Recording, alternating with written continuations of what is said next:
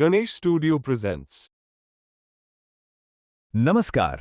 आज हम एक बहुत ही दिलचस्प मनोवैज्ञानिक चाल के बारे में बात करने वाले हैं जिसे स्लेजिंग कहते हैं, और इससे भी जरूरी हम ये समझेंगे कि इसका सामना कैसे किया जाए।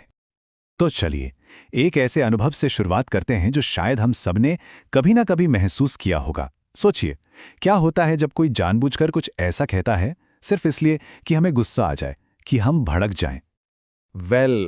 उकसाने की इसी हरकत का एक नाम है स्लेजिंग, और इसका मकसद, जैसा कि हम देखेंगे, सिर्फ किसी की बेइज्जती करना नहीं होता। इसके पीछे एक बहुत गहरा मकसद छिपा होता है। तो ये स्लेजिंग है क्या असल में? ये सिर्फ गाली गलौज या ताने मारना नहीं है, नहीं। ये एक सोची समझी, एक स्ट्रेटेजिक साइकोलॉजिकल चाल है। इसका असली मकसद है किसी फोकस्ड इंसान को उसकी तरक्की और जीत के रास्ते से हटा देना और उससे गुस्से और बदले की आग में झोंक देना, ताकि आखिर में वो फेल हो जाए। तो ये कोई मजाक नहीं है, ये गुस्से को एक हथियार की तरह इस्तेमाल करने की कोशिश है। तो सवाल ये है कि इसका असर कितना गहरा हो सकता है। इसे ठीक से समझने के लिए चलिए एक केस स्टडी देखते हैं। एक ऐसी कहानी जहां स्लेजिंग का निशाना किसी का मान सम्मान और उसकी विरासत बनती है। पड़ोसी समुदाय के कुछ नौजवानों ने उकसाने के लिए कह दिया, राजपूत तो अब सिर्फ पुरानी किताबों में ही बहादुर हैं। ये एक सीधा हमला था, जानबूझकर किया गया वार। बिल्कुल एक परफेक्ट स्लेजिंग का उदाहरण। सिर्फ एक लाइन, लेकिन इसका असर बहुत गहरा हुआ। कभी कभी लगता है ना कि शब्द भी कितने गहरे जख्म दे सकते हैं। चलिए देखते हैं कि इस एक लाइन का फौरी और दूर तक जाने वाला असर क्या हुआ। उन राजपूतों में एक नौजवान था, अर्जुन। उसे ये बात तीर की तरह चुभी। बहुत गहरा अपमान महसूस हुआ उसे। ये चोट सिर्फ एक समुदाय पर नहीं थी, ये एक पर्सनल चोट थी जो सीधे उसके वजूद पर, उसके आत्मसम्मान पर लगी थी। लेकिन देखिए, ये कहानी सिर्फ अर्जुन की भावनाओं की नहीं है। स्लेजिंग का जो असर होता है ना, वो बहुत बड़ा होता है। यह दिमागी तनाव और डिप्रेशन तक ले जा सकता है। किसी के भी आत्मसम्मान को चकनाचूर कर सकता है, समाज में दरारें डाल सकता है, और हां, कई बार तो हिंसा तक भड़का सकता है। तो अब अर्जुन एक ऐसे मोड़ पर खड़ा था जहां उसे एक चुनाव करना था, और ये वो चुनाव है जिसका सामना हम सब कभी ना कभी करते हैं।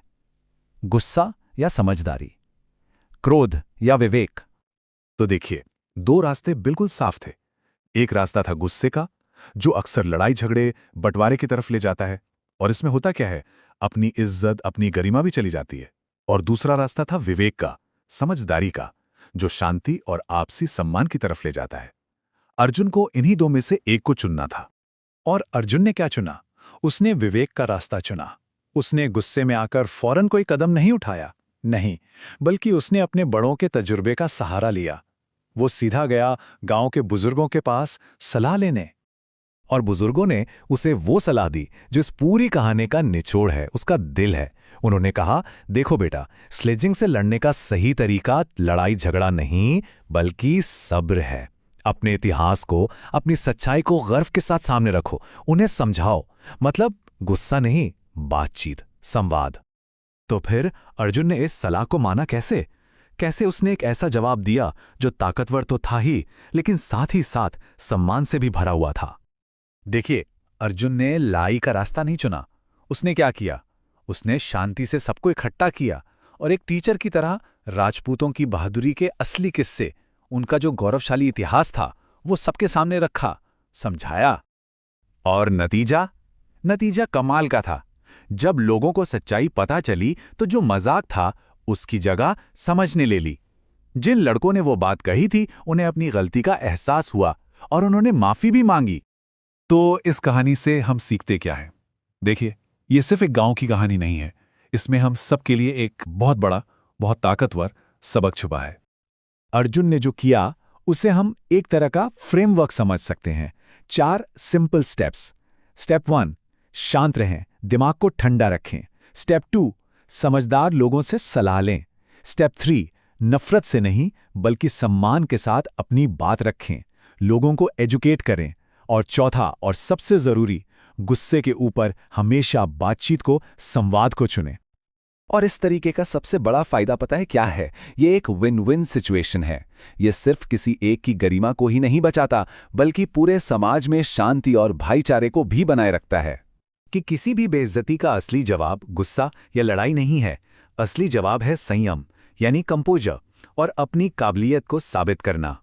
मतलब स्लेजिंग करने वाले के खेल में फंसना ही नहीं है, बल्कि उस पूरे उकसावे से ऊपर उठ जाना है।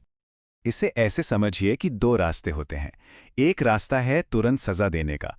इससे क्या होता है, सिर्फ बदले की भावना भड़कती है, जो एक न खत्म होने वाले चक्र की तरह चलती रहती है। और दूसरा रास्ता है संयम का। इससे सामने वाले को अपनी गलती का एहसास करने का मौका मिलता है और सुधार की एक उम्मीद बनती है। तो असली जीत बहस जीतने में नहीं है। असली जीत तब है जब सामने वाले को खुद अपनी गलती का एहसास हो। कहा जाता है कि किसी को सुधारने का सबसे कारगर तरीका यही है कि उसे अपनी गलती पर शर्मिंदगी महसूस हो, क्योंकि तभी वो इंसान अंदर से खुद को बदलने के लिए तैयार होता है। और यही इस पूरी कहानी का सबसे बड़ा सबक है। संयम कोई कमजोरी नहीं है, बल्कि एक बहुत बड़ा रणनीतिक हथियार है।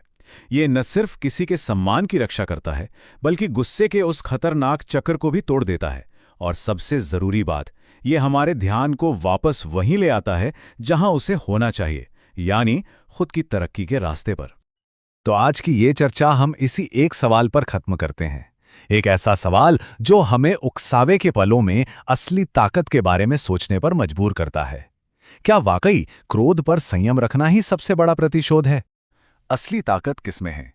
लड़ने की शक्ति में, या फिर ये जानने की समझदारी में कि कब नहीं लड़ना है? सोचिएगा जरूर।